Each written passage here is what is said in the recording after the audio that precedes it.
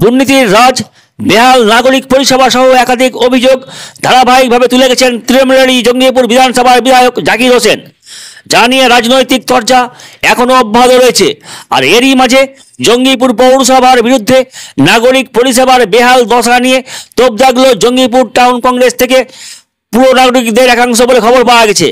Jangipur town Congress সভাপতি মোহন মাহাতোর অভিযোগ, জঙ্গিপুর পুরসভার নাগরিক পরিষেবা কার্যত মুখ থুবড়ে পড়েছে। ড্রেন, নালা, রাস্তাঘাট দিনের পর দিন জঞ্জালের স্তূপে ভর্তি থাকছে। ড্রেন পরিষ্কার না হওয়ায় মশার উৎপাত বাড়ছে। আর দিন 2-3 মধ্যেই শুরু হচ্ছে পবিত্র রমজান মাস। টাউন কংগ্রেসের দাবি, পুর কর্তৃপক্ষ যেন অবিলম্বে পরিষ্কার পরিচ্ছন্নতার দিকে নজর দেয়। সংগঠনের পক্ষ থেকে পুরসভার সৌন্দর্যায়ন বৃদ্ধির দাবিতে নাগরিক সমাজকে এক হয়ে আন্দোলনেরও ডাক দেওয়া হয়েছে। পুরসভার জঙ্গিপুর মহাবীর তলার জনৈক সত্যনারায়ণ সূত্রধরের বক্তব্য, পরিষ্কার পরিচ্ছন্নতার বিষয়টি দিনের পর দিন উপেক্ষা করে চলেছে জঙ্গিপুর পুর কর্তৃপক্ষ।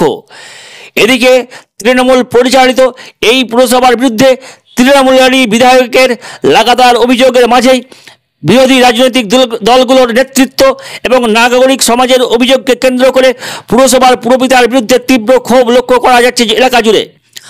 আমরুত প্রকল্পের আওতাধীন রয়েছে জঙ্গিপুর পুরসভা। পুরসভার উন্নয়নে ফি বছর আসে কোটি কোটি টাকা, তাহলে হচ্ছেটা কি? এ বিষয়ে মতামত জানতে একাধিকবার কল করা হয় জঙ্গিপুর পুরসভার পুরপিতা মফিজুল ইসলামের নির্দিষ্ট 2টো মোবাইল নম্বরে, কিন্তু কোনো উত্তর মেলেনি। এরপরে তাকে মেসেজ পাঠানো হয়, তবুও উত্তর দেননি পুরপিতা। একইভাবে নিরুত্তর থেকেছেন একই পুরসভার উপপুরপিতা সন্তোষ চৌধুরী। স্বভাবতই প্রশ্ন উঠেছে, পুরসভার বিরুদ্ধে লাগাতার দুর্নীতির অভিযোগগুলো কি তাদের গা সওয়া হয়ে গেছে? উত্তরটা বোধহয় পুরপিতার কাছেই রয়েছে। আপনারা জানেন যে জঙ্গিপুর ঐতিহ্যবাহী জঙ্গিপুর পৌরসভা বর্তমানে দুর্বিষহ অবস্থায় তৈরি হয়েছে। বিগত 7 থেকে 8 দিন ধরে কোনো সাফাই হচ্ছে না, ড্রেন পরিষ্কার হচ্ছে না, নালা পরিষ্কার হচ্ছে না, রাস্তাঘাটে ঝাড় পড়ছে না, ফলে সর্বত্র স্তূপে তৈরি হয়েছে জঞ্জালে। আমরা দেখেছি যে ড্রেন থেকে মাছি মশা তৈরি হচ্ছে। সামনে পবিত্র রমজান মাস, বিভিন্ন এলাকা থেকে বিভিন্ন প্রান্ত থেকে পরিযায়ী শ্রমিকরা বাড়ি ফিরবেন। আমরা এই সময় দেখেছি মশার উপদ্রব হচ্ছে, মানুষ আক্রান্ত হচ্ছে। তাই আমরা দাবি করেছি পৌরসভার কাছে যে ঐতিহ্যবাহী পৌরসভার যে জঞ্জাল স্তূপে পরিণত হচ্ছে, ঝাড়ঝাটা বন্ধ আছে, ড্রেন পরিষ্কার বন্ধ আছে, গাড়ি অতি সত্বর অতি সত্বর পরিষ্কার পরিচ্ছন্ন করা হোক, নচেত আমরা বৃহত্তর আন্দোলনের পথে নামব।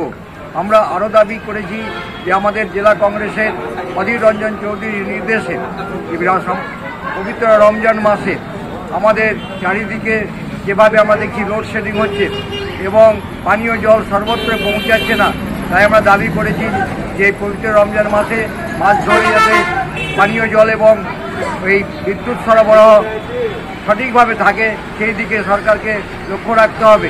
আমরা দাবি করেছি যে ফলমূলের শুকনো ফলমূল তার অস্বাভাবিক অগ্নিমূল্য হচ্ছে, সরকারিভাবে এই ফলমূলের দাম নিয়ন্ত্রণ করা হোক, সুজি চিনি রেশনের মাধ্যমে সরবরাহ করা হোক, মজ্জামদের বোনাস দেওয়া হোক। আমরা দাবি করেছি যে যারা চাকরিজীবী মানুষ তাদেরকে 1 থেকে 1.5 ঘন্টা আগে রমজান মাসে ছুটি ঘোষণা করা হোক। এই সমস্ত দাবি নিয়ে আজকে আমরা পথে নেমেছি, মানুষের কাছে পৌঁছেছি, বাড়ি বাড়ি আমরা পৌঁছাবো, হ্যান্ডবিল নিয়ে আমরা মানুষকে বলবো, মানুষকে সচেতন করবো এবং এই সরকারের কাছে, পশ্চিমবঙ্গ সরকারের কাছে আমাদের আবেদন যে অতি সত্বর যে আমাদের দাবি, সে দাবি পূরণ করা হোক। এই দাবি নিয়ে আমরা আজকে সোচ্চার হয়েছি। আপনার পরিচিতি? আমি মোহন মাহাতো, জঙ্গিপুর টাউন কংগ্রেসের সভাপতি। 10-12 দিন থেকে দেখছি গোটা পৌরসভা নোংরা হয়ে পড়া আছে। আমরা আমাদের দোকানে যে আমাদের যে সমস্ত দোকান আছে সমস্ত বন্ধ। এখানকার যে বর্তমান যে পৌরসভার কর্মকর্তা, কাউন্সিলর, এরা বলে যে সার্বিক উন্নয়ন করব।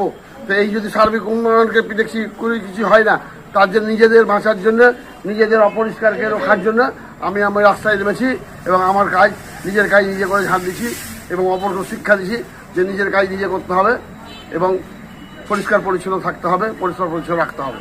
আপনার নাম? আমার নাম সত্যনারায়ণ সূত্রধর।